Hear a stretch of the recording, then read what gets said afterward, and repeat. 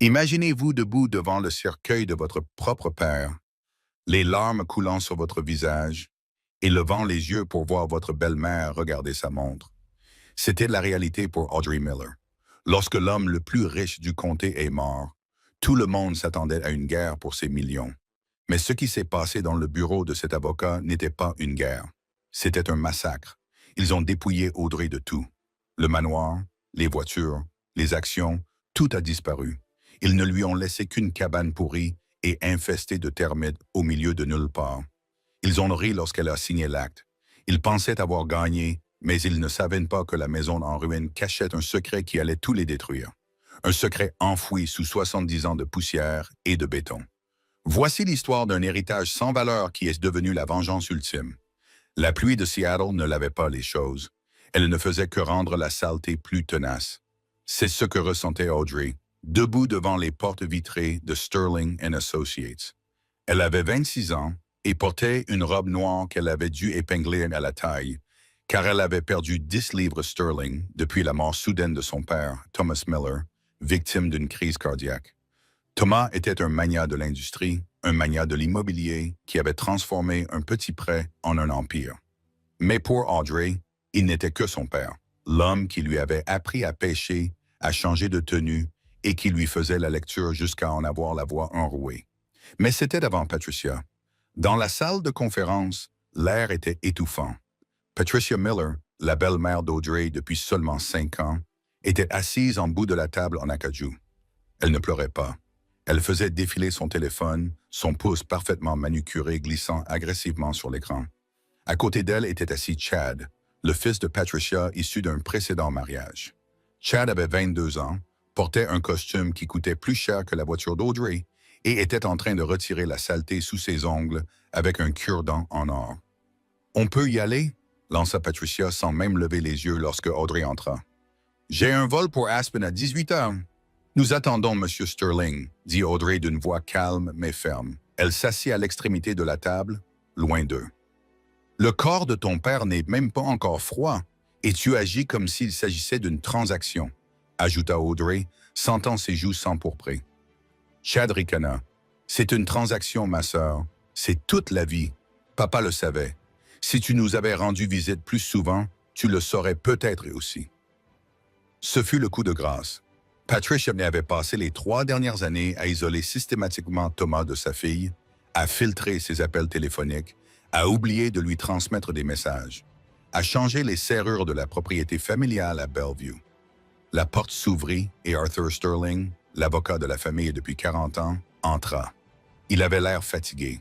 Il portait un épais porte-document en cuir et évitait le regard d'Audrey. C'était le premier signe alarmant. « Bonjour, » dit Sterling d'une voix rauque. « Je suis ici pour lire le testament de Thomas Edward Miller. » Patricia se redressa et posa son téléphone face vers le bas. La faim dans ses yeux était palpable. « Passons les préliminaires, Arthur, » dit Patricia. « Lisez simplement la répartition. » Sterling soupira, mit ses lunettes de lecture et brisa le seau de cire. « À ma femme, Patricia, » commença Sterling, « je lègue la résidence principale située au 4 Croissant Lakeview Drive, y compris tout le mobilier, les œuvres d'art et les véhicules qui s'y trouvent. » Patricia expira l'air qu'elle retenait. La maison seule valait 12 millions de dollars. Je lègue également à Patricia l'intégralité de mon portefeuille d'actions et les liquidités des comptes joints, soit un total d'environ 18 millions de dollars. Audrey sentit un engourdissement froid envahir sa poitrine. Ce n'était pas une question d'argent. C'était le fait qu'il ne lui avait rien laissé, pas même une mention. « À mon beau-fils Chad, poursuivit Sterling, je lègue la propriété des concessions Miller et de la maison de vacances à Carbo. » Chad leva le poing en signe de victoire. « Oui, je te l'avais dit, maman. » Sterling s'éclaircit la gorge. Il regarda enfin Audrey. Ses yeux étaient tristes, presque désolés. « Et à ma fille, Audrey. » La pièce devint silencieuse.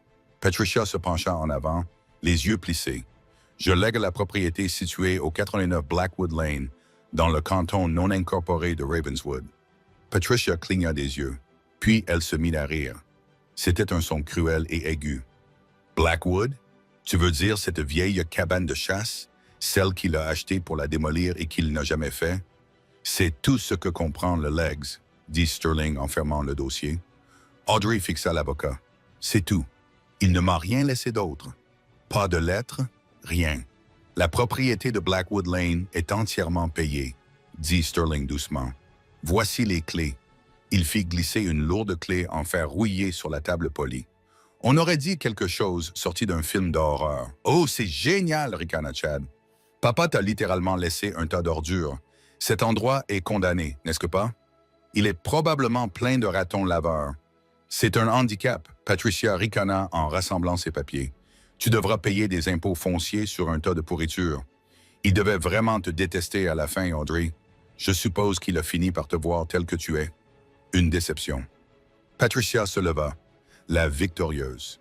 Viens, Chad, nous avons un dîner de célébration qui nous attend. Ils quittèrent la pièce, laissant Audrey seule avec l'avocat. Le silence était assourdissant. Monsieur Sterling, murmura Audrey. Pourquoi a-t-il... N'était-il pas dans son état normal? Sterling se leva et s'approcha d'elle. Il posa une main sur son épaule. Votre père était l'homme le plus intelligent que j'ai connu, Audrey. Jusqu'à la fin, il a rédigé ce testament il y a 2 semaines. Alors pourquoi me détestait-il? Il ne vous détestait pas, dit Sterling en baissant la voix. Il regarda la porte pour s'assurer que Patricia était partie. Il m'a dit quelque chose quand il m'a remis ce dossier. Il m'a dit, « Patricia, regarde le prix. » Audrey regarde la valeur. « Fais-lui confiance, Audrey. Va à la maison. » Audrey ramassa la clé rouillée. Elle était lourde et froide. Elle n'avait pas 12 millions de dollars. Elle n'avait pas de manoir. Elle avait une clé rouillée et un cœur brisé. Mais alors qu'elle sortait sous la pluie, elle ne savait pas que Patricia avait fait un calcul fatal. Patricia pensait avoir tout pris, mais elle avait laissé derrière elle la seule chose qui comptait. Le trajet jusqu'à Ravenswood dura 4 heures. C'était au fin fond de la partie la plus sombre de l'État, où le réseau mobile ne fonctionnait plus et où les routes goudronnées laissaient place à des chemins de gravier.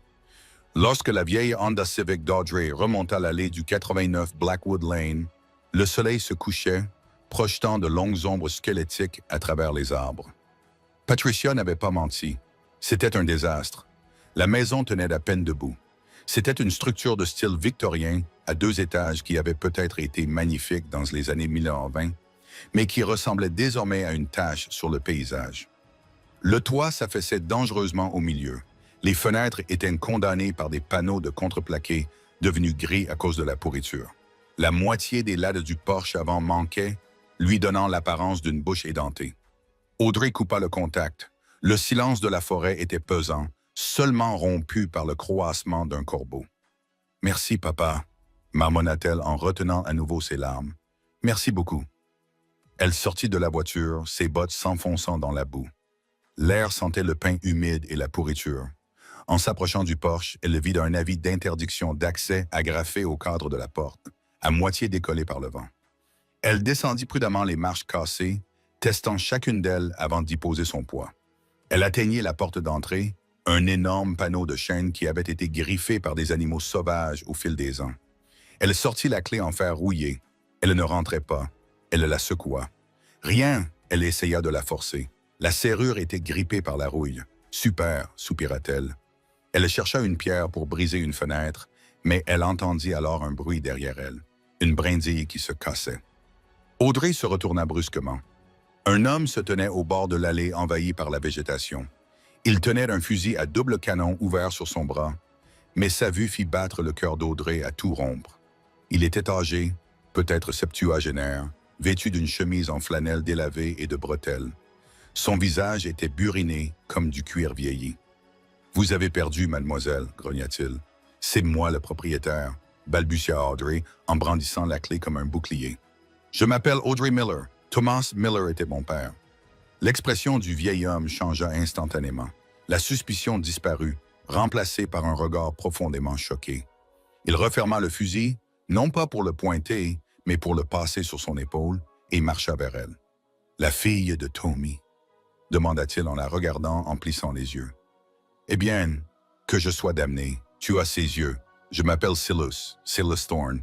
J'habite juste en haut de la crête. » « Vous connaissiez mon père? » Silas eut d'un petit rire sec. « Le connaître?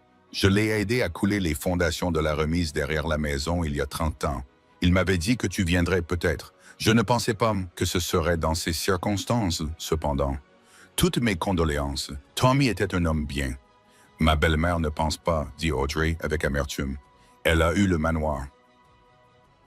J'ai eu ça, dit-elle en montrant la maison en ruine. Silas regarda la maison, puis Audrey. Une lueur étrange apparut dans ses yeux. Ne jugez pas un livre à sa couverture. Ma fille, votre père a passé beaucoup de temps ici. Plus de temps qu'il n'en passait dans son bureau chic. À faire quoi? À nourrir les termites? À réfléchir, répondit Silas. Et à construire. Attends, je vais t'aider à ouvrir cette porte. Cette serrure est capricieuse. Il faut soulever la poignée tout en tournant la clé. Silas monta les marches, prit la clé de sa main tremblante et l'inséra dans la serrure. Il souleva la lourde poignée en laiton et tourna la clé. Dans un grincement métallique, le verrou glissa. « Fais attention où tu marches », avertit Silas en poussant la porte. Le plancher est instable dans le couloir. Audrey entra. L'odeur la frappa immédiatement. Une odeur de moisi, de vieux papier et de métal. Il faisait noir comme dans un four. Elle sortit son téléphone et alluma la lampe torche. Le faisceau traversa les grains de poussière qui dansaient dans l'air. L'intérieur était aussi mauvais que l'extérieur.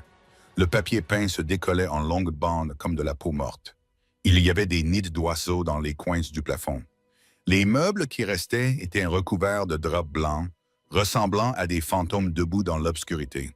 « Il n'y a pas d'électricité », dit Audrey. « Les générateurs sont à l'arrière », dit Silas depuis l'embrasure de la porte. « Je l'ai gardé plein d'essence. Tommy m'a payé pour surveiller les lieux.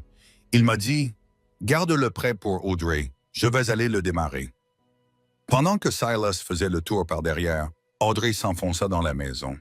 Elle entra dans ce qui était autrefois le salon.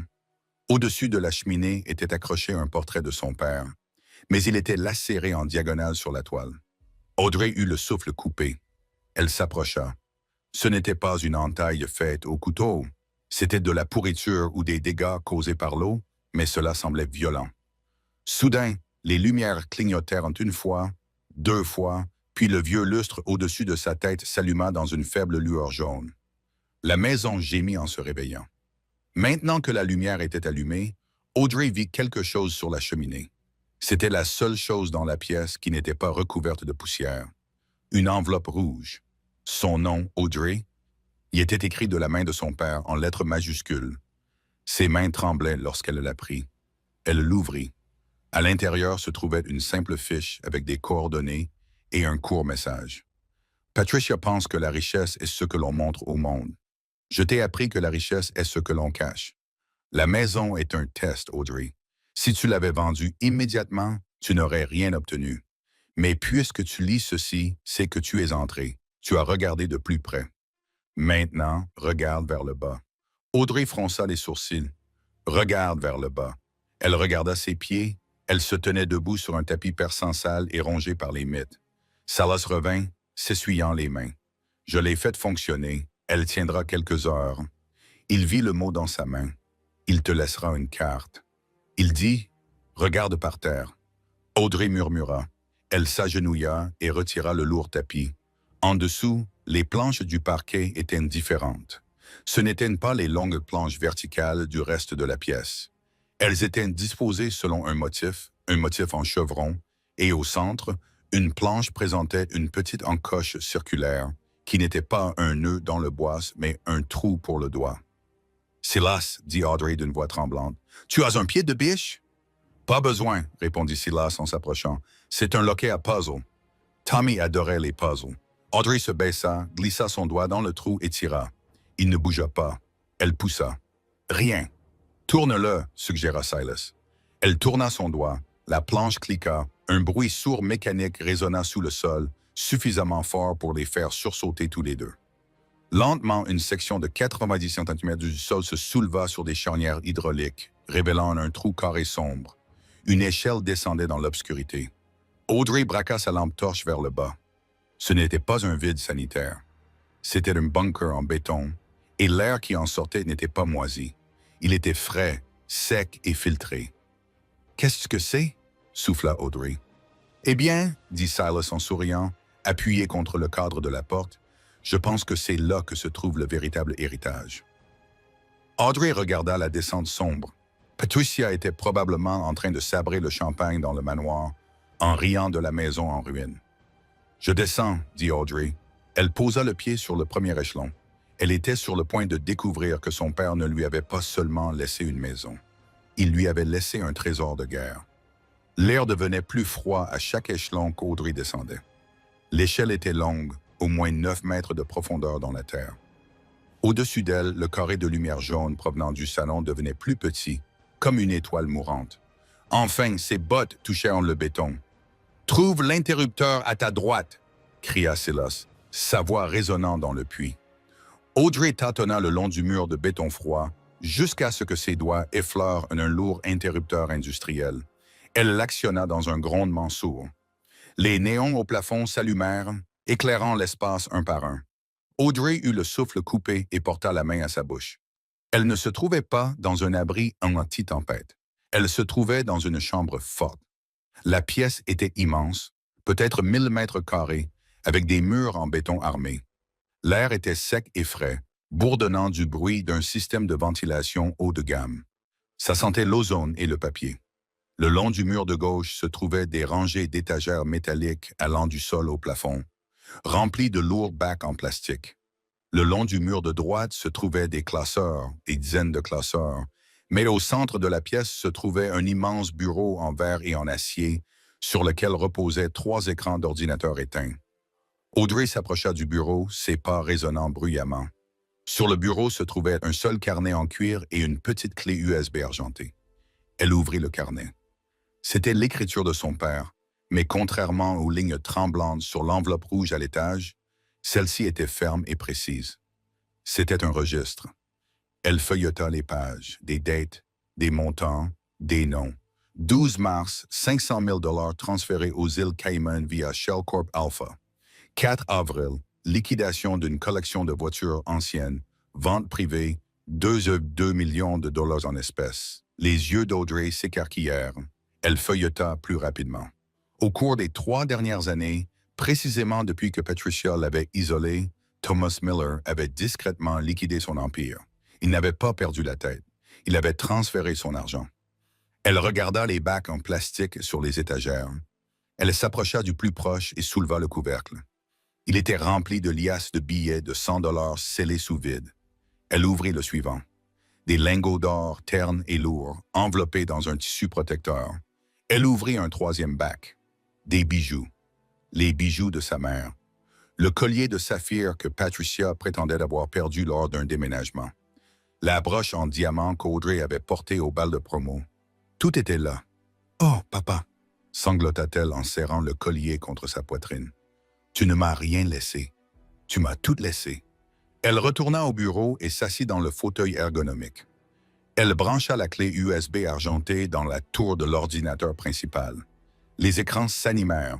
Aucun mot de passe n'était nécessaire, juste un scan biométrique. Elle posa son pouce sur le lecteur. Accès accordé. « Bienvenue, Audrey. » Une fenêtre vidéo s'ouvrit instantanément. C'était un enregistrement de son père assis à ce même bureau. Il semblait plus mince que dans ses souvenirs. Sa peau était pâle, mais ses yeux brillaient d'une intensité qu'elle n'avait pas vue depuis des années. « Audrey, » dit Thomas dans la vidéo, d'une voix rauque, « si tu vois ceci, c'est que les vautours ont dévoré mes os. Je suis désolé de ne pas pouvoir te le dire en personne. Je ne pouvais pas risquer qu'ils le découvrent. » Il se pencha vers la caméra. « Patricia n'est pas seulement une croqueuse de diamants, chérie. C'est une criminelle, un parasite des entreprises. Il y a environ 3 ans, j'ai découvert qu'elle travaillait avec un concurrent, utilisant mes problèmes de santé imminents pour vendre à découvert les actions de Miller Industries. Elle pariait sur ma mort pour faire fortune. Et Chad blanchissait de l'argent par l'intermédiaire des concessionnaires pour un cartel du Nevada. » Audrey se sentit mal. Elle se couvrit la bouche de la main en regardant. « Je ne pouvais pas divorcer, » continua Thomas. « Si j'avais déposé une demande, elle aurait déclenché des clauses qui auraient tout gelé. Elle aurait détruit l'entreprise et votre héritage avant même que l'encre ne soit sèche. Alors j'ai joué le jeu. Je l'ai laissé croire qu'elle gagnait. Je l'ai laissé m'isoler, et pendant qu'elle était occupée à mesurer les rideaux de son nouveau manoir, je lui ai retiré les fondations de la maison. » Thomas a souri, un sourire malicieux et triomphant. Le testament que Sterling a lu aujourd'hui lui a donné les sociétés écrans. Les actions que je lui ai laissées n'ont aucune valeur. J'ai vendu les vrais actifs il y a des mois. La maison de Lakeview est hypothéquée à fond et le paiement forfaitaire est dû dans 30 jours. Elle pense qu'elle a des millions. En réalité, elle a environ 40 millions de dollars de dettes. Audrey a laissé échapper un rire qui ressemblait à moitié à un sanglot. Mais toi, Audrey, tu as ça. L'argent liquide dans ce PPP représente environ 50 millions de dollars, intraçable, imposé, à toi.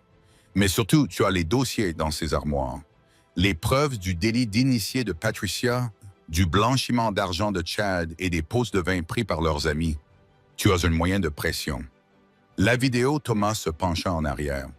Ne dévoile pas encore ton jeu. Ils viendront pour le terrain. Ils pensent que ce n'est qu'une cabane. Mais Patricia est cupide. Elle voudra le terrain pour une déduction fiscale ou un projet immobilier. Quand ils viendront, tu seras prête.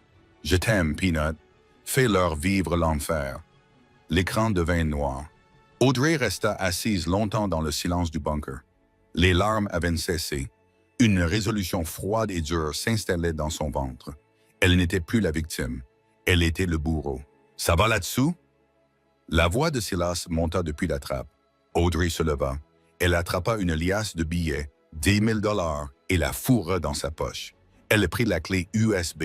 « J'arrive, Silas » cria-t-elle en retour. « Et je ne partirai pas. » Le lendemain matin, le soleil se leva sur Ravenswood, illuminant la véritable misère de la propriété. À la lumière du jour, la maison semblait encore pire. Le porche penchait dangereusement vers la gauche et les mauvaises herbes arrivaient à hauteur de taille. Audrey avait passé la nuit dans le bunker, dormant sur un lit de camp que son père avait installé. Elle avait passé des heures à lire les dossiers. Elle savait désormais des choses terribles et puissantes. Elle monta vers 8 heures du matin, clignant des yeux dans la lumière matinale. Elle trouva Silas sous le porche, en train de réparer l'une des marches cassées, avec un marteau et du bois neuf qu'il avait apporté de chez lui. Le café est dans le thermos. Silas grogna sans lever les yeux. « J'ai pensé que tu en aurais besoin. »« Merci, Silas, pour tout. Ne me remercie pas encore. Une voiture arrive. » Silas désigna du bout de son marteau la longue allée sinueuse en gravier. Un nuage de poussière s'élevait. Audrey plissa les yeux. Ce n'était pas une voiture de shérif. C'était une Porsche Cayenne jaune vif. Elle semblait ridiculement déplacée dans ce décor de pins mourants et de boue. « Chad » dit Audrey en baissant d'une octave le ton de sa voix. « Tu veux que je m'occupe de lui » demanda Silas en brandissant son marteau. « Non » répondit Audrey en lissant sa robe noire froissée. « Je dois le faire, mais reste à proximité. » La Porsche franchit les nids de poules avec agressivité, touchant le sol avec un grincement écœurant qui fit sourire Audrey intérieurement. Elle dérapa avant de s'arrêter devant la maison. Chad en sortit. Il portait des lunettes de soleil de marque et un costume en lin blanc déjà éclaboussé de boue. Il regarda la maison avec un dégoût non dissimulé. « Audrey » appela-t-il en affichant un sourire artificiel et aveuglant. « Mon Dieu, regarde-toi, on dirait une squatteuse. »« Qu'est-ce que tu veux, Chad » demanda Audrey en croisant les bras. Elle se tenait sur la marche supérieure du porche, le regardant de haut. « Tu vas droit au bout. J'aime ça. » Chad contourna sa voiture. « Écoute, maman et moi avons discuté hier soir. Nous nous sentons mal. Sérieusement, ce n'est pas juste que papa t'ait laissé dans ce taudis. Il m'a laissé ce qu'il voulait me laisser. Bien sûr, mais allez, Audrey, tu ne peux pas vivre ici. C'est une maison insalubre. Le comté va te condamner à la faillite rien que pour la posséder. Alors, on veut t'aider. » Il sortit un papier plié de la poche de sa veste. « Maman m'a autorisé à te faire une offre. On va te racheter la propriété. On prévoit de la raiser, de la transformer en réserve naturelle déductible des impôts ou quelque chose comme ça. Nous vous donnerons 50 000 $ en espèces. » Audrey le fixa du regard. « 50 000 $. C'est généreux, étant donné que ce terrain n'est qu'un marécage sans valeur, » dit Chad en regardant sa montre. « Signez l'acte de renonciation. Prenez le chèque et vous pourrez retourner dans votre petit appartement en ville.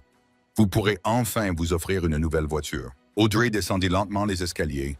Elle s'arrêta à 1 mètre de lui. Elle pouvait sentir son dos de cologne coûteuse mélangé à l'odeur de sa peur. Il était nerveux. « Pourquoi êtes-vous vraiment d'ici, Chad » demanda-t-elle doucement. Je t'ai dit que nous aidions la famille. Patricia n'aide pas la famille, elle la dévore. Audrey pencha la tête. Est-ce à cause du zonage ou est-ce que parce qu'elle a découvert que ce terrain sans valeur se trouve au-dessus de la plus grande nappe phréatique naturelle du comté et qu'elle a déjà promis les droits sur l'eau à Nestlé? Chad se figea, son sourire vacilla. Je ne sais pas de quoi tu parles. Audrey n'en était pas certaine. Elle bluffait en se basant sur un dossier à moitié terminé qu'elle avait lu la veille. Mais la réaction de Chad le confirma.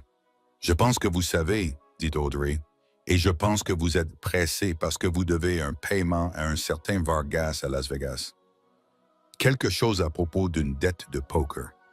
Chad pâlit. Il recula d'un pas. Comment connaissez-vous ce nom? Papa savait tout, Chad. Il t'observait. Il t'a vu détourner 200 000 $ du service des pièces détachées du concessionnaire pour rembourser ton bookmaker l'année dernière. Les yeux de Chad se posèrent sur Silas, qui était appuyé contre la balustrade du porche, jouant nonchalamment avec le marteau qu'il tenait à la main. « Tu mens », siffla Chad, bien que sa voix tremblât. « Tu bluffes. Tu n'as rien. J'ai la maison, dit Audrey, et je ne la vendrai pas. Ni pour 50 000 $, ni pour 50 millions. Maintenant, quitte ma propriété avant que j'appelle la police et que je leur parle du kilo de cocaïne que tu gardes dans le compartiment de la roue de secours de ta poche. » Chad resta bouche bée. Il regarda sa voiture, puis Audrey.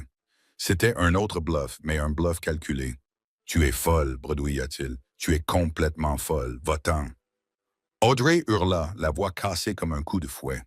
Chad recula précipitamment, manquant de trébucher sur ses propres pieds.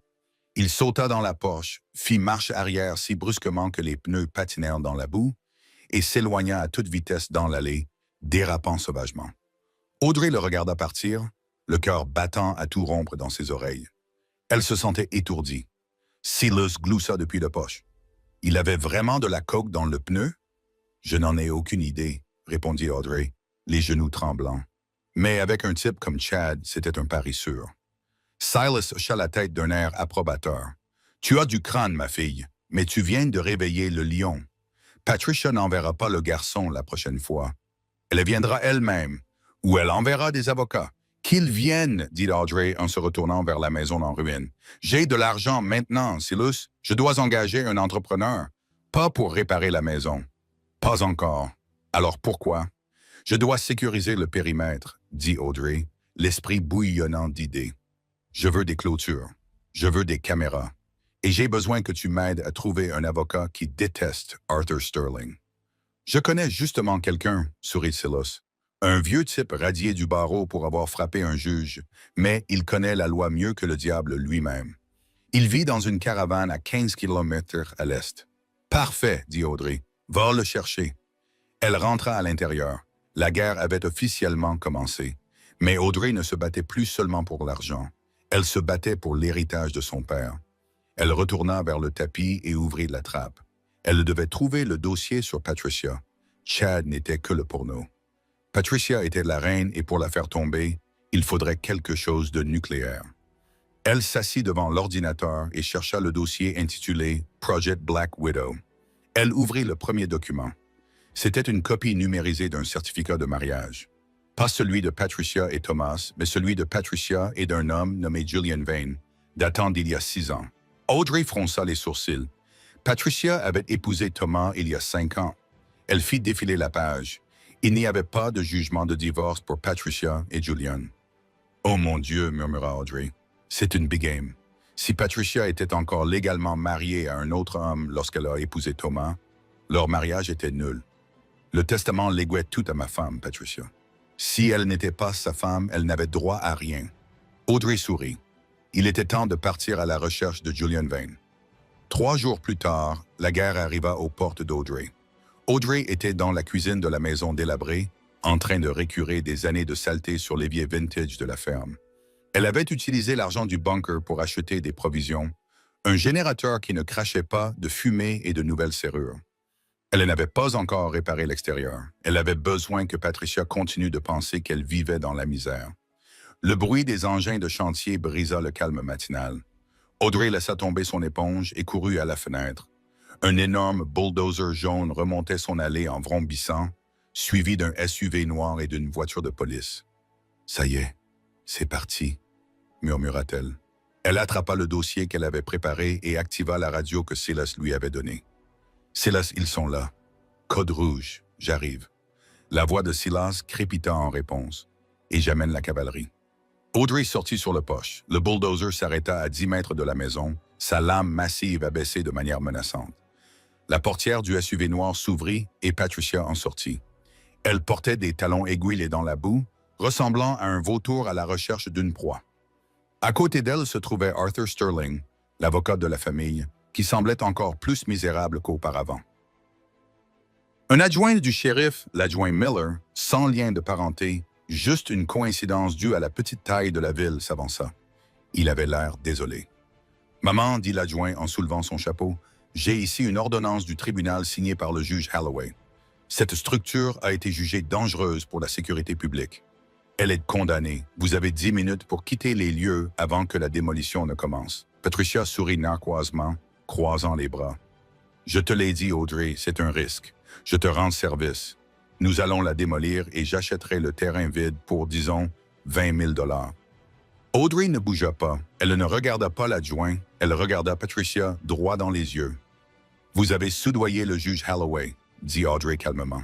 « Tout comme vous avez soudoyé le commissaire à l'urbanisme de Bellevue l'année dernière. » Les yeux de Patricia s'écarquillèrent, puis se plissèrent. « Attention, chérie, c'est de la diffamation. Ce n'est pas de la diffamation si j'ai les reçus des virements bancaires, » dit Audrey, sa voix couvrant le grondement du bulldozer. Patricia ricana. « Vous délirez. Adjoint, faites-la sortir. » L'adjointe monta la première marche. « Mademoiselle Miller, ne rendez pas les choses difficiles. » À ce moment-là, une camionnette Ford rouillée fit irruption dans l'allée, traversa la pelouse et s'arrêta en dérapant entre le bulldozer et le poche. La porte s'ouvrit d'un coup de pied et un homme qui semblait avoir été enfilé dans un costume 2 tailles trop grand en sortit. Il avait des cheveux gris ébouriffés et un cigare allumé coincé entre les dents. « Attendez un peu, » rugit l'homme en agitant une liasse de papier. « Personne ne touche à cette maison, sauf s'il veut se retrouver avec un procès fédéral sur mesure pour ses biens. » Patricia recula. « Mais qui est-ce donc? »« Je suis Bernie Pitbull Kozlowski, » annonça l'homme en s'avançant vers l'adjoint. « Et je représente Mademoiselle Audrey Miller. Voici une injonction d'urgence de la Cour suprême de l'État qui annule l'ordre de démolition de votre juge municipal au nom de la préservation du patrimoine historique. Woolwa en attente d'une expertise architecturale. » Bernie jeta les papiers sur la poitrine de l'adjointe. « Préservation du patrimoine historique, » hurla Patricia. « C'est une cabane. C'est une maison artisanale des années 1920 construite par le fondateur de ce comté, » corrigea Bernie en souriant, dévoilant ses dents jaunes. « Ou du moins, c'est ce que nous avons déclaré. Le traitement de la demande prendra 6 mois. D'ici là, si ce bulldozer avance d'1 centimètre, je poursuivrai le comté, l'entreprise de construction et vous, madame, pour destruction de preuves. » Patricia devint violette. Elle s'avança vers Audrey, ignorant la boue qui éclaboussait ses jambes. « Vous vous croyez maligne, » siffla Patricia en baissant la voix pour qu'Audrey seule puisse l'entendre. « Tu crois qu'un avocat bon marché et quelques astuces juridiques peuvent m'arrêter? J'ai des millions, Audrey. Je peux te saigner à blanc en frais de justice avant la fin de l'année. Je vais t'enterrer. » Audrey se pencha vers elle. Elle sentit le parfum coûteux de Patricia, une odeur qui lui donnait autrefois la nausée de peur. Maintenant, cela sentait juste le désespoir. « Tu n'as pas des millions, Patricia, » murmura Audrey. « Tu as des dettes. Je suis au courant des appels de marge. Je sais que la maison Carbo est déjà saisie. Tu n'es pas ici parce que tu me détestes. Tu es ici parce que tu es fauché. » Patricia se figea. Le sang se retira de son visage plus vite que le sang d'une blessure. « Comment? » balbutia Patricia. « Qui te l'a dit? Papa me l'a dit, » répondit froidement Audrey. « Sors de ma propriété et dis à Chad que je passe le bonjour à Vargas. » Patricia recula en titubant, regardant Audrey comme si elle était un fantôme. Elle se tourna vers l'adjoint. « Nous partons. »« Mais Madame Miller, l'ordre, » commença l'adjoint. « J'ai dit que nous partions !» hurla Patricia, la voix brisée. Elle se précipita dans le SUV. Alors que le convoi s'éloignait dans l'allée, Bernie, l'avocat, tira une bouffée sur son cigare et regarda Audrey. Petite, dit-il, je ne sais pas ce que tu lui as dit, mais cette femme avait l'air d'avoir vu les photos de sa propre autopsie. C'était magnifique. Ce n'est pas fini, Bernie, dit Audrey, les mains tremblantes maintenant que l'adrénaline retombait. Elle est acculée. Les animaux sont les plus dangereux lorsqu'ils sont acculés. Alors, quelle est la prochaine étape? Demanda Silas en sortant de l'ombre du porche avec son fusil, qu'il avait heureusement gardé hors de vue. Audrey sortit une photo qu'elle avait imprimée à partir des fichiers du bunker. C'était la photo d'identité judiciaire d'un homme aux cheveux lissés en arrière et au menton faible. « Bernie, dit Audrey, combien de temps nous faut-il pour aller à Reno, dans le Nevada? » Bernie regarda la photo. « Julian Vane, l'escroc. Pourquoi le voulons-nous? » « Parce que, dit Audrey en souriant, un sourire vif et dangereux. C'est le mari de ma belle-mère. Reno, dans le Nevada, était une ville de néons et de rêves brisés, ce qui en faisait l'habitat idéal pour Julian Vane. Grâce au service de jet privé que son père avait sous contrat et payé via une société écran à laquelle les fichiers du bunker lui donnaient accès, Audrey et Bernie atterrirent le mardi soir. Mercredi matin, ils étaient assis dans un restaurant miteux appelé le Lucky Chip, situé à 5 km de la rue principale. Audrey portait des lunettes de soleil et un sweat à capuche. Elle surveillait la porte. « Tu es sûr qu'il va venir? » demanda Bernie en attaquant une assiette d'œufs gras. Le détective privé avait dit qu'il prenait son petit déjeuner ici tous les jours à 10 h. C'était un homme d'habitude. À 10h05, la porte s'ouvrit. Julian Vane entra. Il semblait plus âgé que sur sa photo d'identité judiciaire. Ses cheveux étaient clairsemés et teints d'un noir affreux. Il portait un costume en polyester bon marché et tenait un programme de course sous le bras. Il avait l'air d'un homme qui attendait sans cesse un bateau qui avait déjà coulé. Il s'assit au comptoir. Un café noir et un beignet. Audrey fit signe à Bernie. Ils se levèrent et se placèrent de chaque côté de Julian. « Monsieur Vane, demanda Audrey. Julian sursauta, renversant son café sur sa manche. Il regarda la carrure de Bernie et paniqua immédiatement. « Écoutez, je n'ai pas encore l'argent. J'ai dit à Tony que j'avais besoin jusqu'à vendredi. »« Nous ne sommes pas avec Tony, » dit Audrey en glissant sur le tabouret à côté de lui. Elle posa une lourde enveloppe sur le comptoir. « Nous sommes ici pour vous proposer un travail. » Julian regarda l'enveloppe. Il souleva le coin. Il vit la pile de billets de 100 $. Son attitude changea instantanément. Il lissa ses cheveux. « Je vous écoute. Qui êtes-vous? » « Je suis Audrey Miller, la fille de Thomas Miller. » Le visage de Julian se décomposa. « Miller? Oh non, je ne veux pas être mêlé à ça. Cette femme est folle. Elle m'a dit que si je sortais de ma cachette, elle me ferait tuer. »« Patricia? » demanda Audrey. « C'est une vipère, » siffla Julian en regardant nerveusement autour de lui. « Elle m'a payé 50 000 $ pour disparaître il y a 6 ans. Elle a dit qu'elle avait trouvé un plus gros poisson. Ton père. »« As-tu signé les papiers du divorce, Julian? » demanda Bernie en sortant un bloc-notes de sa poche. Julian rit, un rire sec et rauque. Le divorce coûte cher. Les avocats, les formalités administratives. Non, nous nous sommes simplement séparés. Elle a dit qu'elle s'occuperait des formalités administratives au Mexique. Je me suis dit qu'elle les avait falsifiées. Elle falsifie tout. Audrey ressentit un tel élan de triomphe qu'elle en eut presque le vertige. « Donc, vous êtes toujours légalement marié à Patricia Vane? » précisa Audrey. « Techniquement, oui, probablement. Pourquoi? Vous allez m'arrêter pour bigamie? »« Non, dit Audrey. Je vais vous donner 50 000 $ tout de suite. » Julian s'étouffa avec son beignet. « Excusez-moi. Et 200 000 $ supplémentaires, a poursuivi Audrey. Si vous venez avec moi au tribunal de Seattle vendredi et que vous dites au juge exactement ce que vous venez de me dire. » Julian a fixé l'argent du regard. Puis il a regardé Audrey. Il a vu le feu dans ses yeux. « Elle a des ennuis, n'est-ce pas? » a demandé Julian, un lent sourire se dessinant sur son visage. « Patricia va enfin se faire pincer. »« Elle va tout perdre, » dit Audrey, « et je veux que ce soit toi qui lui enfonce le couteau dans le dos. » Julian prit l'enveloppe. Il la soupesa dans sa main. « Pour 200 000 $, je dirai au juge que je porte son enfant. » Julian dit, « Quand partons-nous? » 2 jours plus tard de l'audience successorale. La salle d'audience à Seattle était bondée. La mort de Thomas Miller et les rumeurs qui s'ensuivirent au sujet d'une querelle familiale avaient attiré la presse.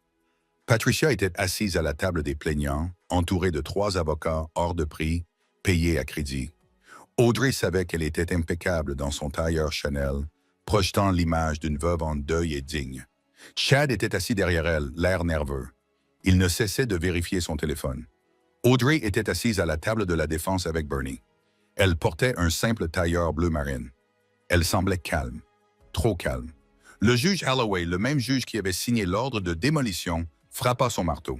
« Nous sommes ici pour finaliser l'homologation de la succession de Thomas Miller », déclara le juge d'une voix monotone. « Je crois comprendre qu'il y a un litige concernant les biens. » L'avocat principal de Patricia se leva. « Votre honneur, le testament est clair. L'intégralité de la succession revient à Mme Patricia Miller. La fille Audrey a reçu son legs spécifique. Nous demandons simplement la libération des comptes gelés afin que ma cliente puisse conserver les propriétés. » « Objection, dit Bernie en se levant. Il n'avait pas l'air d'un clown aujourd'hui. Il avait l'air prédateur. « Pour quel motif? » demanda le juge agacé. « Pour le motif que le testament lègue la succession à l'épouse de Thomas Miller, » répondit Bernie d'une voix suffisamment forte pour que les dernières rangs puissent l'entendre. « Et cette personne n'est pas présente dans cette salle d'audience. » Un murmure parcourut la salle. Patricia se retourna et lança un regard noir à Audrey. « C'est ridicule! » s'écria l'avocat de Patricia. « Voici le certificat de mariage. » Et voici, dit Bernie en brandissant un document certifié qu'ils avaient obtenu en urgence auprès du bureau du shérif du Nevada. Un certificat de mariage datant d'1 an entre Patricia Jones et un certain M. Julian Vane. Et nous n'avons trouvé aucune trace de divorce. Patricia pâlit. Elle agrippa la table. « C'est un mensonge, cria-t-elle en perdant son sang-froid. « C'est un faux, Julian, mais il est parti, vraiment. » Bernie sourit. « Votre honneur, la défense appelle M. Julian Vane. » Les doubles portes à l'arrière de la salle d'audience s'ouvrirent. Audrey ne se retourna pas.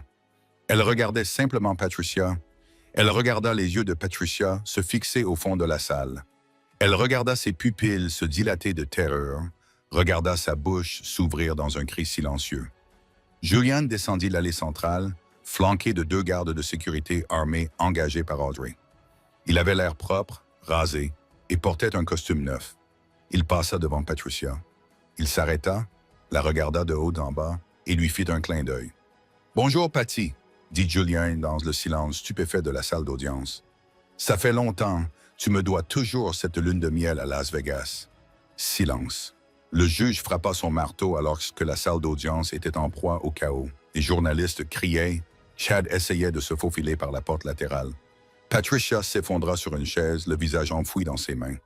Audrey resta parfaitement immobile. Elle regarda mentalement la chaise vide de son père. « Échec et mat, papa, » pensa-t-elle. « Échec et mat. » Le chaos régnait dans la salle d'audience. Patricia hurlait, le visage déformé par une expression de haine pure, tandis que les huissiers s'efforçaient de la maîtriser. Julian Vane riait, envoyait des baisers à la tribune, appréciant clairement le chaos que sa résurrection avait provoqué. Mais c'est ce qui se passa ensuite qui scella le destin de la dynastie Miller. Le juge Holloway, après avoir rétabli l'ordre à l'aide de son marteau, regarda l'avocat de la défense tremblant. « Maître, dit le juge d'une voix glaciale, est-ce vrai? Votre cliente est-elle actuellement mariée à M. Vane? » L'avocat de Patricia la regarda. Patricia resta silencieuse, le souffle court. Ce silence était un aveu. À la lumière de cette preuve, le juge déclara « Le legs prévu dans le testament de Thomas Miller à ma femme, Patricia, est suspendu dans l'attente d'une enquête pour fraude. De plus, comme le mariage était probablement nul ab initio, Patricia Miller n'a aucun droit sur la part matrimoniale de la succession. » Il tourna son regard vers Audrey. En vertu des lois sur les successions ab intestate, et à l'exception des legs invalides, le reste de la succession, le manoir, les actions restantes, les participations et les parts de la société reviennent à la seule parente proche survivante. La salle devint silencieuse. « Mademoiselle Audrey Miller, dit le juge, et vous êtes l'unique bénéficiaire de l'ensemble de la succession Miller. » Patricia poussa un cri qui ressemblait à celui d'un animal mourant. « Non, c'est à moi. Je l'ai mérité. J'ai supporté ce vieux fou pendant 5 ans. »« Messieurs les adjoints, » ordonna le juge, « arrêtez Madame Vane pour parjure et fraude, et appelez le procureur général au sujet des accusations de bigamie. » Alors qu'ils emmenaient Patricia menottée, son tailleur Chanel froissé, sa dignité perdue, Elle croisa le regard d'Audrey. Elle s'attendait à voir Audrey jubiler. Elle s'attendait à un sourire narquois, mais Audrey la regardait simplement avec un regard calme et compatissant. C'était le regard de quelqu'un qui regarde passer une tempête. Chad s'était déjà enfui. Il avait réussi à atteindre le parking avant que les agents du FBI, qui avaient été informés par les dossiers qu'Audrey leur avait envoyés concernant le blanchiment d'argent du concessionnaire, ne le plaquent sur le capot de sa Porsche jaune. Le retour à Lakeview. 2 heures plus tard, Audrey s'arrêta devant les imposantes grilles en fer de la demeure de Lakeview, la maison où elle avait grandi, la maison dont Patricia l'avait bannie. Elle ne conduisait pas sa vieille Honda. Elle était à l'arrière d'une berline avec Bernie et Silas assis en face d'elle. « Tout t'appartient, petite, » dit Bernie en secouant la tête incrédule. « Les comptes bancaires, les propriétés, les voitures. Même avec les dettes accumulées par Patricia, les actifs les dépassent de 10 fois. Tu es milliardaire? » Audrey regarda par la fenêtre. « Je n'en veux pas. »« Quoi? » demanda Silas. « Je ne veux pas vivre ici, » dit Audrey alors que la voiture remontait la longue allée. « Cet endroit est froid. Il est rempli de fantômes et de gens faux. » Ils sont sortis. Le personnel était aligné à la porte, l'air terrifié. Ils s'attendaient à une purge. Audrey s'approcha de la gouvernante en chef, une femme nommée Elena, qui avait été gentille avec elle quand elle était enfant, mais qui avait été forcée par Patricia de l'espionner. Elena tremblait. « Mademoiselle Miller, » murmura Elena. « Nous ne savions pas. »« Ce n'est pas grave, Elena, » dit Audrey doucement. « Vous avez tous votre travail. En fait, tout le monde aura une augmentation de 20%. À compter d'aujourd'hui, mais j'ai une instruction spécifique. Tout ce que vous voudrez, madame. Emballez tout ce qui appartenait à Patricia et Chad, ordonna Audrey. Les vêtements, les bijoux, les gadgets, tout. Et où faut-il l'envoyer? Brûlez-le, dit Audrey. Elle se tourna vers Silas. Silas, je donne le manoir de Lakeview à la fondation de l'hôpital pour enfants. Papa a toujours voulu les soutenir. Ils pourront l'utiliser pour des collectes de fonds ou pour l'administration. Je m'en fiche. Et où vas-tu vivre? Demanda Silas en inclinant sa casquette de camionneur. Tu as maintenant assez d'argent pour acheter une île. Audrey sourit. J'ai déjà une maison. Il suffit de quelques travaux pour en faire un véritable trésor. 6 mois plus tard, le soleil se couchait sur le 89 Blackwood Lane, mais cela ne ressemblait plus au décor d'un film d'horreur. La pourriture avait disparu. Le toit avait été réparé et recouvert de bardeaux gris ardoise. Le revêtement extérieur avait retrouvé sa couleur cèdre profonde d'origine. Le porche était tout neuf, avec des fauteuils à bascule et des plantes suspendues. C'était le cottage le plus beau et le plus confortable du comté. Audrey était assise sur la balancelle du porche, une tasse de thé à la main. Silas jardinait dans le jardin devant la maison. Il avait officiellement pris sa retraite d'ermite pour devenir son intendant, ce qui consistait principalement à crier sur les entrepreneurs et à boire sa limonade. Audrey avait dépensé des millions pour rénover la maison, mais elle ne l'avait pas agrandie. Elle l'avait gardée petite. Elle l'avait gardée authentique. Elle posa sa tasse de thé et prit le dernier objet qu'elle avait trouvé dans le bunker. La seule chose qu'elle n'avait montrée à personne. Ce n'était pas de l'argent. Ce n'était pas du chantage. C'était un album photo qu'elle avait trouvé tout au fond du coffre-fort. Elle l'ouvrit. La première photo était en noir et blanc. Elle montrait un jeune homme, son père, Thomas, et une jeune femme, sa mère, debout devant cette même maison. Mais sur la photo, la maison était toute neuve. Il y avait une légende écrite à l'encre blanche. « Premier jour dans notre première maison.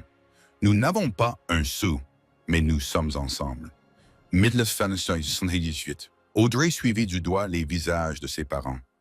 Le rebondissement n'était pas que la maison était un coffre-fort. Le rebondissement était que le manoir, l'empire, les milliards. Tout cela n'était que du bruit. Cette maison, cette cabane en ruine, était le seul endroit où son père avait jamais été vraiment heureux. C'était là qu'il avait commencé. C'était là qu'il avait aimé sa mère avant que le monde ne mette la main sur lui. Il ne l'avait pas banni dans une ruine. Il l'avait renvoyé chez elle. Il savait que Patricia ne jetterait jamais un second regard sur une cabane. Il savait que Patricia ne voyait que les étiquettes de prix. En donnant à Audrey cette maison sans valeur, il s'assurait que la seule chose pure qui restait dans sa vie serait à la seule personne pure qui restait dans sa vie. Audrey ferma l'album et regarda les arbres. Le vent soufflait dans les pins. Elle était seule, mais elle ne se sentait pas seule. Elle avait l'argent, elle avait la vérité, et pour la première fois de sa vie, elle avait un foyer que personne ne pouvait lui enlever. Audrey Miller but une gorgée de thé, sourit au soleil couchant et laissa enfin son père partir pour de bon. « Merci, papa », murmura-t-elle. « J'adore cet endroit. » Et c'est ainsi qu'Audrey Miller transforma un tas de bois pourri en un empire d'1 milliard de dollars. Patricia pensait enterrer Audrey dans une tombe, mais elle avait oublié une leçon cruciale. Les graines poussent dans la terre. Patricia purge actuellement une peine de 15 ans dans une prison fédérale pour fraude et bigamie. Chad est sous protection des témoins après avoir dénoncé ses contacts au sein du cartel. Et Audrey vit toujours dans ce cottage de Blackwood Lane, prouvant que le plus grand héritage n'est pas ce qui se trouve sur votre compte en banque. C'est de connaître votre propre valeur. Qu'auriez-vous fait si vous aviez hérité d'une maison en ruine? L'auriez-vous vendue ou auriez-vous regardé sous le tapis? Faites-le moi savoir dans les commentaires ci-dessous. Si vous avez aimé cette histoire de karma et de justice, n'hésitez pas à cliquer sur le bouton « J'aime ». Cela aide vraiment la chaîne à se développer. Et n'oubliez pas de vous abonner et d'activer la cloche de notification pour ne manquer aucune histoire. La semaine prochaine, nous vous raconterons l'histoire incroyable d'un homme qui a légué un gratte-ciel à son chat. Vous ne voudrez pas manquer ça. Merci d'avoir regardé et resté curieux.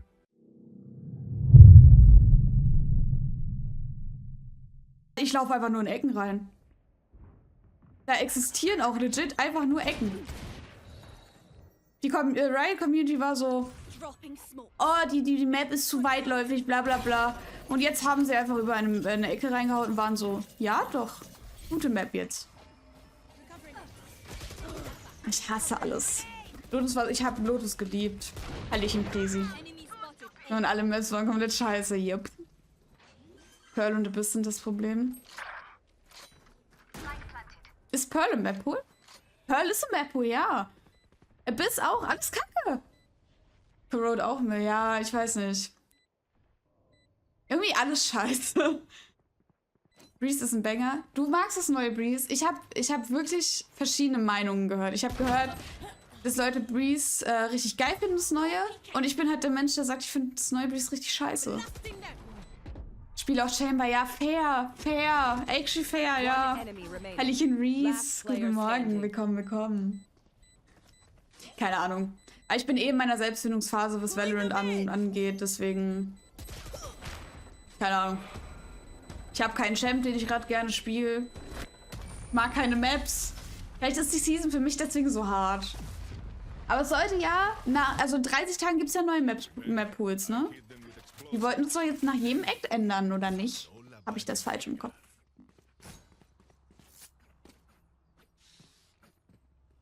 Ah. Ich fühle halt echt den Eis so bei dir irgendwie.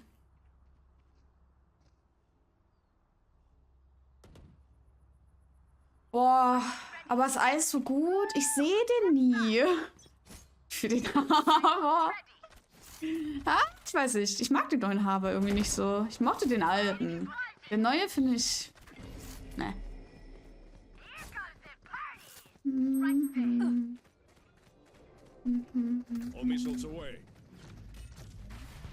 Ich spiele also, oh, hör mal, eine Frau mit Geschmack, aber was haben wir anderes bei Nela erwartet, ne? Ich bin dumm, ich wollte... Ja, okay, Wand faded. Ich bin gut. Bin ein G. Oh, da ist eine Wall. Das wusste ich nicht. Ist doch egal, wie du spielst. Hast du auch wieder recht.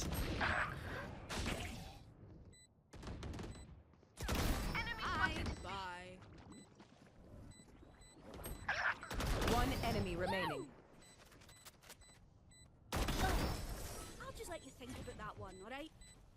Dein Eis war geil. Meine Eisrunde war wirklich gut, ne? Ah, ich weiß nicht. Ich weiß aber nicht, wo man den pickt. Ich bin so clueless, was Eis so angeht. Vielleicht ab und an mal Shield poppen. Ich bin schon clean heute. Ja, heute bin ich ein bisschen clean, ne? Aber ich bin nicht clean genug. Ich habe viele Situationen heute richtig scheiße gespielt. Aber es kommt vielleicht noch. Das Warm-Up-Game, maybe. Maybe, maybe. I have your back. Wie viele Klausuren hast du jetzt noch, Adler, oder bist du jetzt durch? Gar nicht. Wenn du spielst. Wo du recht hast. Dropping smoke. Wo du recht hast. Das war auch nicht unhöflich, ist alles gut. Ich hab schon verstanden. Reloading. Have one of these. Hilfe. Wo haben uns das abgeprallt? Satchel out. Satchel out. Reloading. Oh oh. Right there. Scheiße, ich lauf da noch ein. Down A. Danke für deinen Lurk, Reese. Einen entspannten Arbeitstag wünsche ich. Bin durch, habe aber eins geschoben. Ach! Wer studieren liebt, der schiebt. Rede! Is ready. So, wie ist das jetzt durch? Ich hoffe, du fühlst wenigstens Erleichterung, Alter, Junge. Ein bisschen. Oh, ich hoffe, ich fühle Erleichterung nach Mittwoch. Ich hoffe, ich muss nicht in die Nachklausur. Aber eigentlich, ich bin so gut drin gerade in dem Thema. Sollte eigentlich easy sein. Mal gucken. Through the calm, I see. Through the storm, I fight. War noch am Trinken aufgießen. Sorry. Hallo Stony und hallo Mafuye-Band. Willkommen. Was schreibst? Medieninformatik. Spike down. C. Halt, das Thema ist halt so riesig gefächert. Das bisschen Arsch. Aber sonst... Dafür muss man halt relativ viel wissen.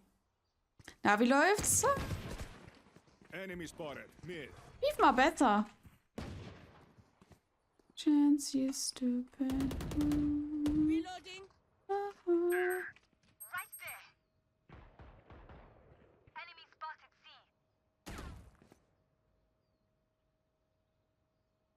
Gehen wir immer noch für C?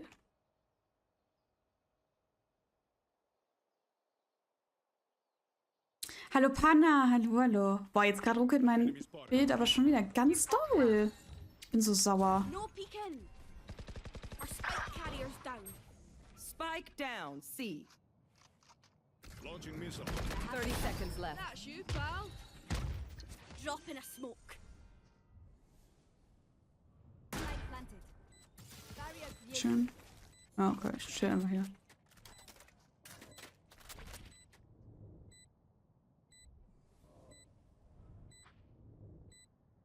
Und Garage. Super happy now. $1 contract. Last player standing. Ich bin ein bisschen am Arsch. Ach, er sieht mich halt instant. Ach Mann. Warum sterben wieder alle?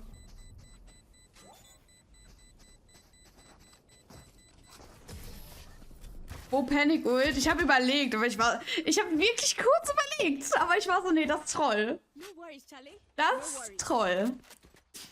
Wurde aus Phoebe Modi. Ja, eben. Digga, so schlecht gespielt.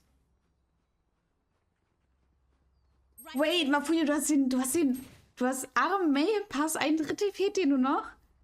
Ich spiele echt viel Aram und ich habe wirklich vielleicht erst die Hälfte oder so. Wie viel spielst du? Aber ist fair enough. Aram May ist funny as fuck. Bin gut, dass du überlegt hast. Ja, ich war so, gehe ich jetzt für den Ego-Mode. Wie kannst du noch Gold sein? Ich habe wirklich wenig gespielt. Ich habe vielleicht 30 Games die Enemy Season. spotted. Reloading. Also...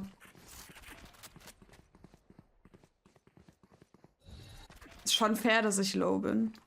Also den Reset habe ich halt ganz normal mitgenommen. Bin halt eine komplette Division runter. Aber ist ja auch normal so.